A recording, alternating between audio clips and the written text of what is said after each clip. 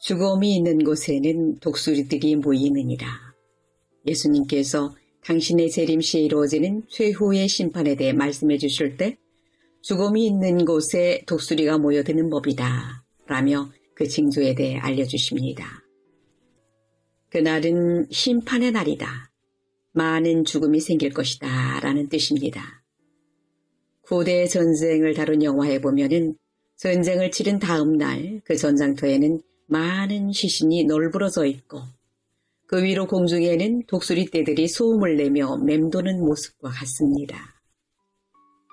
이는 그날에는 많은 죽음이 일어날 것이며 이것은 계시록 등 다른 성경의 증언과도 일치합니다. 즉 그것은 바로 심판의 날의 특징이요 성격이 되는 것입니다. 둘째, 이 말씀을 개인적 심판의 날로 적용해 볼 수도 있습니다. 예수님께서는 시체가 있는 곳에 독수리들도 모여든다고 말씀하셨습니다. 썩은 시신 또는 동물의 사체는 독수리를 끌어들이듯이 죄인들은 자신의 삶에 스스로 심판을 불러들인다는 말씀입니다.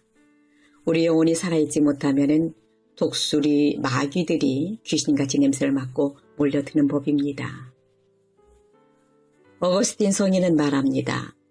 사람들은 언짢은 죽음을 두려워하나 언짢은 삶을 두려워하지는 않는다. 중요한 것은 심판, 최후 심판이 언제 어떻게 일어날 것인가 하는 문제가 아니라 지금 내 죄악으로부터 나의 자유와 나의 회개의 문제인 것입니다. 지금 여기서 천상의 삶을 산다면은 무슨 걱정이 있겠습니까? 심판은 하나님께서 하시기 전에 이미 자기가 하고 있습니다. 자기가 심판을 불러들인다는 뜻입니다. 지금 내가 어떻게 살고 있는가 하는 오늘 나의 삶이 심판의 근거입니다. 나에게 시체 썩는 냄새가 나서 독수리떼, 즉 마귀가 모여들도록 해서야 되겠습니까? 셋째로, 신체가 있는 곳에 독수리들도 모여든다. 이렇게도 생각해 볼 수 있습니다. 예루살렘은 그리스도를 배척하고 제자들까지도 박해해서 죽이거나 모두 쫓아냅니다. 예루살렘은 하나님을 버리고 제 스스로 살기를 택했습니다. 그러나 이것이 곧 영혼의 죽음이었고 그 썩는 냄새는 독수리떼들을 몰고 왔습니다. 로마 군대의 상징은 독수리입니다. 서기 70년에 독수리를 상징하는 로마 군대는 예루살렘을 완전히 멸망시킵니다. 이는 누가 시킨 것도 아니고 스스로 썩는 냄새를 풍겼기 때문입니다. 하루는 강릉 바닷가에서 엄청난 1000마리가 넘는 갈매기떼를 본 적이 있습니다. 끼륵끼륵끼륵 소리를 내면서 수많은 갈매기떼들이 모여들었죠. 아주 장관이었습니다. 이유인즉 근처 횟집에서 생선회를 뜨고 남은 부위를 바닷가의 갈매기떼들에게 먹이로 던져주었기 때문입니다. 상어는 수 킬로미터 밖에서도 피냄새를 맡고 찾아온다고 하죠. 갈매기도 생선회의 피냄새를 맡고서 순식간에 몰려들었습니다. 마귀도 본능적으로 피냄새를 맡는다는 것입니다. 그래서 독수리처럼 맴돌면서 죽이고 도적질하고 멸망시키는 일을 하는 것입니다. 핵심은 내 영혼이 죽어 있으면 안 되고 반드시 살아 있어야 한다는 것이죠. 예수님은 이것이 비록 예루살렘에서만 해당된다고 말씀하신 적이 없습니다. 세상 마지막 날에도 그럴 것이고 우리 공동체도 그럴 것이고 우리 가정에도 그럴 수 있습니다. 우리 공동체도 살아있어야 하고 깨어있어야 합니다.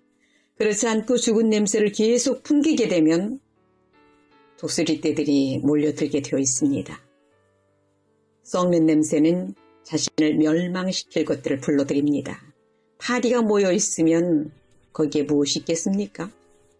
하이에나가 몰려있으면 거기엔 무엇이 있겠습니까? 무엇인가 썩는 것이 있기 마련입니다. 우리는 스스로 우리를 멸망시킬 것들을 불러들이지 않기 위해서 싱싱한 물고기들이 되어 있어야 합니다. 시체가 있는 곳에 독수리와 하이에나가 모이겠지만 꽃이 있는 곳엔 꿀벌과 나비가 모일 것입니다. 서기 79년 8월 24일 정오, 이탈리아 남부 나폴리언 안에 우뚝 솟아있는 베수비오 화산이 돌연 폭발하는 놀라운 일이 일어났습니다. 미처 피하지 못한 가련한 사람들은 화산재에 뒤덮여 사망하고 말았는데요. 그 유족과 화산재에 뒤덮인 시신들을 지금도 고고학 유물로 볼 수 있습니다. 그런데 폭발 시간이 그날 정오 낮 12시였는데 그 시간에 갑자기 폭발한 것이었을까요? 아무 예고도 없었을까요? 아닙니다. 적어도 그날 새벽부터 지진이 나고 화산재가 휘날렸으며 화산은 그렁그렁 소리를 내고 있었던 것입니다. 그 징조가 보일 때 빨리 대처했더라면 화산재로 응고되지는 않았을 것입니다. 오늘 내 주위에도 하나님은 경고의 사인을 보여주십니다. 그때는 빨리 피하고 도망해야 합니다. 그 사인을 계속 무시하면 베수비오 화산처럼 주님의 심판이 폭발하는 때가 옵니다. 그때는 늦습니다. 일본의 어떤 유명한 교수님이 계신데 그분께 한 신문 기자가 이런 질문을 던졌다고 합니다. 만약 교수님께서 다시 태어난다면 어떤 사람이 되고 싶습니까? 그러자 교수님은 죽음의 생각도 하지 않고 저는 다시 태어나고 싶지 않습니다. 라고 대답하는 것입니다. 그리고 그 이유를 이렇게 말했습니다. 저는 지금 예수님을 믿고 있으며 이 믿음 안에서 너무나도 행복합니다. 그런데 만약 다시 태어나서 예수님을 알지 못하게 될지도 모르지 않습니까? 그리고 지금처럼 신앙생활을 잘 할 수 있을지 장담할 수도 없습니다. 그래서 저는 결코 다시 태어나고 싶지 않습니다. 사실 신앙생활의 본질은 육신의 죄와 끊임없는 대결과 싸움의 연속입니다. 피 흘리기까지 죄와 마귀와 자기 육신과 싸우고 대항해야 하는 결코 쉽지 않은 길입니다. 그 길을 다시 태어나서 또다시 살겠다고요? 물론 이게 원한다고 되는 것도 아닙니다. 그러므로 한 번뿐인 하루, 단 한 번뿐인 2015년을 후회 없이 살아야겠습니다.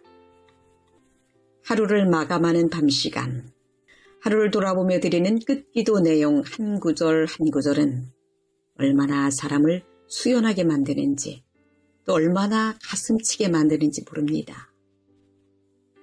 주님, 말씀하신 대로 이제는 주님의 종을 평안히 떠나가게 하소서. 전능하신 하나님, 이 밤을 편히 쉬게 하시고 거룩한 죽음을 맞게 하소서. 끝 기도를 마치는 시간은 작은 죽음의 순간입니다. 끝 기도를 바칠 때마다 저희는 또 하루가 저무는구나, 또 한 번 죽는구나 라고 생각합니다. 예배당을 빠져나와 침실로 올라가는 저희는 마음속으로 외칩니다. 주님의 손에 제 영혼을 맡기나이다. 우리의 죽음을 똑바로 응시하게 될 때 그 주어지는 은총은 참으로 큰 것입니다. 우리 인간 현실을 정확하게 인식할 수 있습니다. 우리 자신의 나약함과 한계를 제대로 확인할 수 있습니다. 그로 인해 가식을 떨쳐버릴 수 있습니다. 위선적인 삶에서 돌아설 수 있습니다. 진실하게 살아갈 수 있습니다. 그 순간 그렇게 하찮아 보이던 우리의 일상이 얼마나 소중한 것인지를 깨닫게 될 것입니다. 그 순간 이 세상 모든 것으로부터 초연해질 수 있을 것입니다. 언제가 될지 모르겠지만은 순식간에 다가오게 될 주님의 날 갑자기 바빠지지 않았으면 좋겠습니다. 부지불식간에 마주치게 될 마지막 날 허둥대지 않게 되길 바랍니다. 전능하신 하나님, 무덤에서 편히 쉬신 아들 예수님과 같이 우리도 편히 쉬게 되었으니 내일도 잠에서 깨어나 부활하신 그분과 함께 새 생활을 시작하게 하소서. 우리 주 그리스도의 이름으로 기도드립니다. 아멘.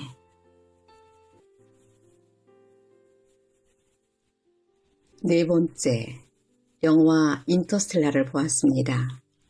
인터는 속으로 또는 안으로를 뜻하고 스텔라는 별을 뜻합니다. 의미를 합하면 별 속으로 혹은 내 안의 별이라 하겠습니다. 영화는 물리학의 주제들을 아름다운 영상으로 보여줍니다. 중력, 웜홀, 블랙홀, 상대성 이론, 5차원을 말하고 있습니다. 그러나 우리가 추구하는 수많은 물리 법칙들은 우리를 구원할 수 없음을 말하고 있습니다. 시간을 초월하고 중력을 넘어서고 블랙홀을 통과해도 우리는 지구보다 더 아름답고 더 환상적인 별을 만날 수 없음을 말하고 있습니다. 영화의 제목에서 실마리를 찾을 수 있습니다. 결국 구원은 우리의 내면에 있다는 것입니다. 모든 물리법칙을 넘어서는 것은 바로 사랑이라고 말하고 있습니다. 성경은 우리에게 하나님 나라, 종말, 새하늘과 새 땅, 영원한 생명을 말씀하고 있습니다. 하나님 나라는 웜홀을 통과해서 갈 수 있는 곳은 아닙니다. 그렇다면 아무도 갈 수 없을 것입니다.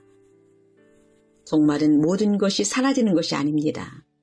존재하는 모든 원소들은 변화할 뿐이지 사라지는 것이 아니기 때문입니다. 새하늘과 새 땅도 명왕성을 넘어서 새로운 행성을 찾아가는 것이 아닙니다. 그렇다면 그 누구도 새하늘과 새 땅을 구경할 수 없기 때문입니다. 영원한 생명은 물리적인 시간의 연장이 아닙니다. 그것은 하나님의 시간입니다. 저는 하나님이 창조하신 이 세상을 너무나 사랑합니다. 서쪽 하늘로 빨갛게 물드는 석양과 동쪽 하늘에서 붉게 떠오르는 태양을 사랑합니다. 가을 사나를 아름답게 물들이는 단풍을 사랑합니다. 바람에 떨어져 땅에 튕구는 낙엽을 사랑합니다. 아이의 입에 젖을 물리는 어머니의 눈빛을 사랑합니다. 누군가에게 의미가 되어주는 희생, 헌신, 나눔의 자손을 사랑합니다. 시와 음악 그리고 문학이 있는 이 지구를 사랑합니다. 그러나 그보다 더 사랑하는 것은 나를 구원하여 주신 예수님과 우리에게 생명으로 주신 그분의 말씀입니다. 우리 안에 분명 이러한 인터스텔라가 있는데 어쩌면 우리는 엑스트라스텔라를 더 찾는 것은 아닌지 모르겠습니다.